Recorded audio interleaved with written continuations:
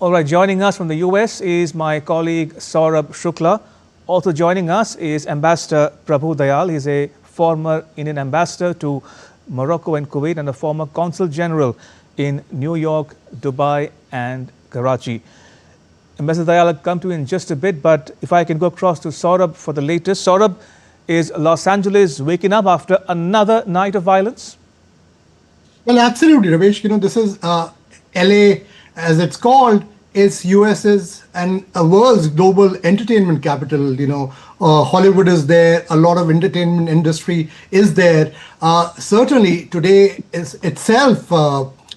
There have been some sporadic incidents of violence, and obviously local officials are saying that these are fringe groups which are now taking over from genuine protesters. But this is a challenge, because what has happened is not only pose a challenge to these ICE raids, has also posed a challenge in some ways because Governor Gavin Newsom, who's a Democrat, the California governor, they have sued President Trump for outreaching by saying that he's called in a National Guard and Marines, sidestepping the authority of a governor, even though they have not been deployed. But certainly tensions are simmering on the political scale as well, as the city tries to bring back to normalcy, which is seen a spate or nights of violent protest. Ramesh?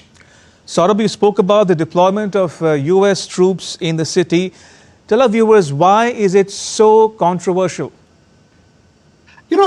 Let me just put it in perspective. Usually, when a law and order situation happens, it's a local police, in this case, Los Angeles Police Department, which is the primary agency which controls law and order incidents. But obviously, as you've seen, horrific visuals coming out where the police has been attacked, police vehicles have been burned. So there is a sense in some quarters, even across the US, who believe that fringe elements seem to have hijacked this. In fact, one report even pointed out to Chinese CCP-backed groups trying to fuel unrest there. Now, the National Guard and Marines are only called, and that can be called by the president to deal with absolute emergency. Usually, this is done when the governor of a particular state seeks that in order to quell either it's an emergency, it's a humanitarian, emergency, then it's done. But in this case, obviously,